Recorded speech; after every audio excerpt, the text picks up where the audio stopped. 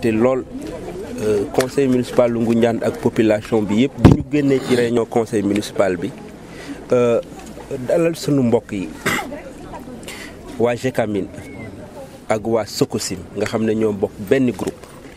parce que Sococim ku ko xam ne société cimenterie la ku defar ciment nag nga soxle xeer latérite maanaam xeer bu xonk bi yàlla baaxe ñu nag Ngoundiane ñu am ay carrière latérite bi ñu ñëwee jaar nañ ci zone yu bari waaye bi ma dajee ak Yuga mu ne ma mbay am naa fi carrière waaye dama bëgg ngeen yokkal ma 10 hectares parce que latérite bi dafa jafe léegi bi ma ñëwee ci conseil municipal bi waxtaan ak ñoom dañu d'accord waaye bi ñu d'accordee dafa am lu Sococim warloo woon ak ñun maanaam fay ay frais de bornage maanaam 30 millions parce que hectare bu ci nekk ci wàllu carrière bu ñu délibéré 3 millions nga war a fay waaye ginnaaw bi Sococim fayee loolu dama na ko Yuga yow nit ku baax nga te ñun amuñu lu dul suñu dëkk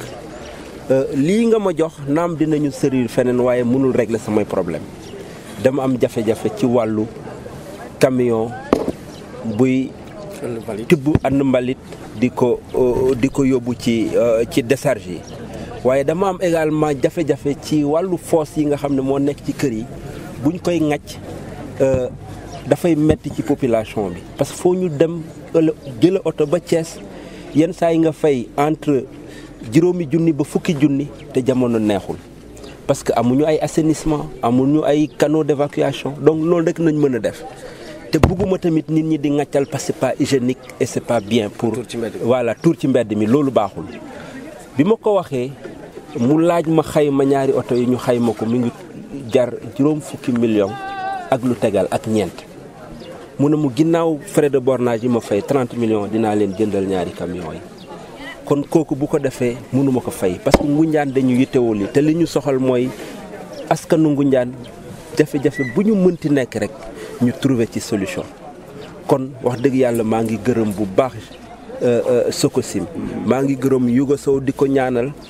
promotion bii mu am yàlla na yeneen promotion topp di remercier également monsieur Mbow mi ko fi teewal tey di ñaan yàlla na leen yokk kanam ba Gécamine ak groupe bi nga xam ne moom lañ bokk Sococim yàlla baaxal leen ngërëm loolu mën naa ko yegg ci Gécamine te Mbaye Diouf teewal ko fii tey ginnaaw bi mu réaffirmé ne bu soobee yàlla maison des jeunes bi ñuy tabaxal jaag te mu war a toll ci 100 millions téeméeri millions léegi mu pare jël na engagement ci kanamu conseil municipal bi ne jafe-jafe yi ñu am ci ndox dinañ ñu jàppale ba ñu gas forage bu bees ci Ngoundiane te loolu c'est le meilleur cadeau ginnaaw bi ñu jotee oto yi bi ñu mën a offrir à la population de Ngoundiane maa ngi remercier bu baax groupe bi di réaffirmer mon engagement au nom du conseil municipal de Ngoundiane ak toute la population pour jàppalante ak yéen pour intérêt Ngoundiane ak intérêt développement Sénégal yal na leen yàlla jëmale kanam jëmale Ngoundiane kanam. Sococim day exploiter ay carrières parce que pour defar ciment foog ñu ut ay xeer yooyu nag bëri na ay xeer bii nag mooy li ñuy tuddee latérite mooy xeer bu xonq bi nga xam ne moom la ñuy defaree tali yi ci suuf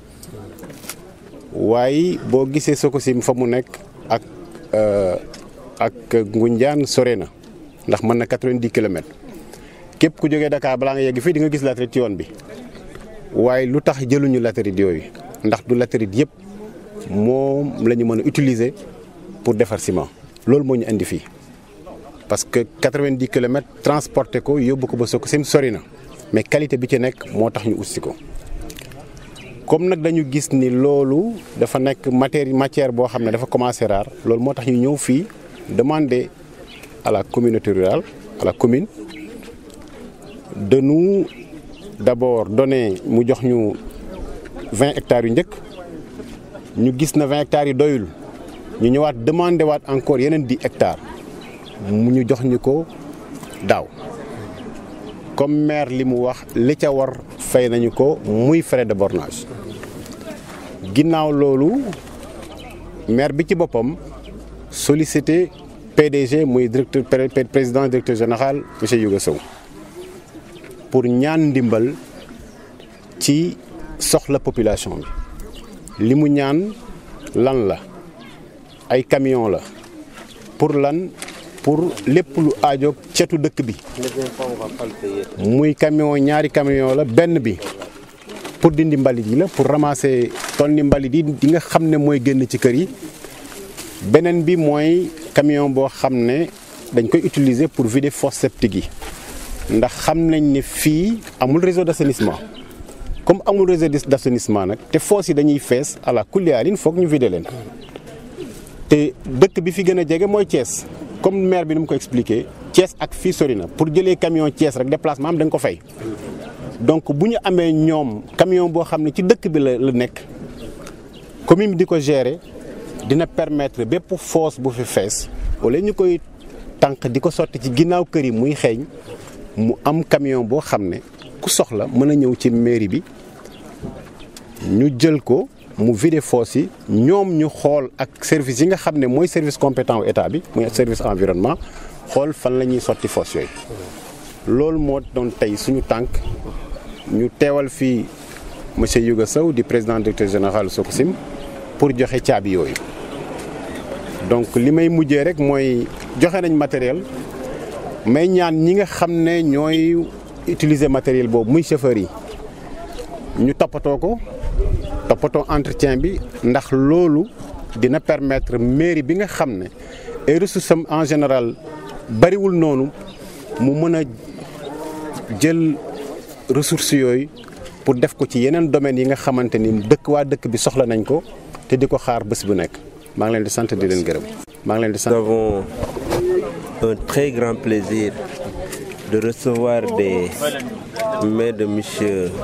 Mbow, le directeur des carrières de la Sococim. On donne de 2 véhicules. Un véhicule camion destiné au ramassage des ordures ménagères et un autre camion hydrocureur destiné à la vidange des fosses septiques. Ces 2 véhicules qui sont d'une très grande utilité ont été acquis dans le cadre d'un partenariat entre la commune de Ngoundiane et la Sococim. Dans le cadre de la recherche donc de produits latéritiques, Sococim, comme il l'a fait dans beaucoup de localités avant nous, s'est rapproché de la commune de Ngoundiane et nous lui avons affecté une carrière de 10 hectares pour exploiter la latérite. Et l'obligation légale de Sococim, c'était de payer des frais de bornage de 30 millions que Sococim a fait par l'entregent de son directeur général, que je félicite d'ailleurs parce que j'ai appris qu'il est passé président-directeur général. Donc, avec l'accord de la commune, a versé ses frais de bornage de 30 millions. Mais puisque la commune de Ngoundiane attache beaucoup de questions à la question priorité à la question environnementale, nous avions un besoin imminent et urgent d'avoir ces 2 types de véhicules qui sont d'une très grande utilité. Parce que, comme dans les grandes villes, maintenant, la gestion des ordures se pose avec acuité. Et vous voyez dans les artères, dans les plus gros villages, vous voyez des tas d'immondices, des ordures ménagères qui, en tout cas, polluent l'environnement des citoyens. Au même moment,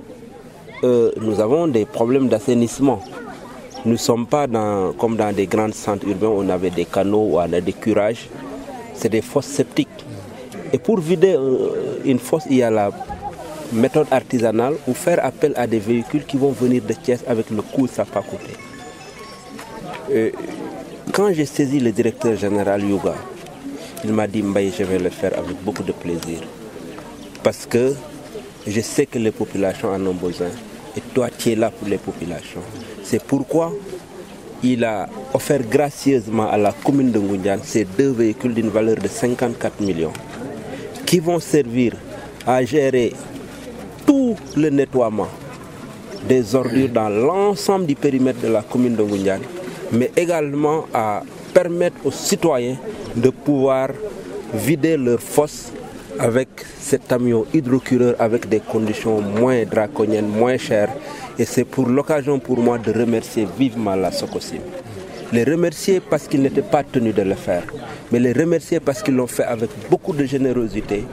beaucoup de disponibilité. Et j'en veux pour preuve aujourd'hui la présence du directeur des carrières, M. Mbow, accompagné de M. Mbaye Diouf, qui est la mémoire de Gécamine et de Vika. Le même geste que Sodevit a fait aujourd'hui, que Socamine a fait, Gécamine est en train de le faire en nous construisant une maison des jeunes qui va coûter presque 100 millions à Diag, sans compter les nombreux efforts, dont la promesse de nous faire un forage pour régler définitivement la question des pannes récurrentes des forages. Au nom de la population de Ngoundiane, au nom du conseil municipal et à mon nom personnel, je remercie vivement Sococim. Je le réitère tout mon engagement à œuvrer pour améliorer les conditions de vie des populations de Ngoundiane et j'ose compter sur ce groupe. Je vous remercie Moussovo du fond de mon cœur, que le bon Dieu fasse que votre groupe soit parmi les plus dynamiques et qu'il serve encore au développement de notre pays. Vous avez les remerciements de la population de Ngoundiane. Que Dieu vous accompagne votre direction et vous accompagne vous tous. Merci à Philippe Grouzoul également, le DG de Gécamine.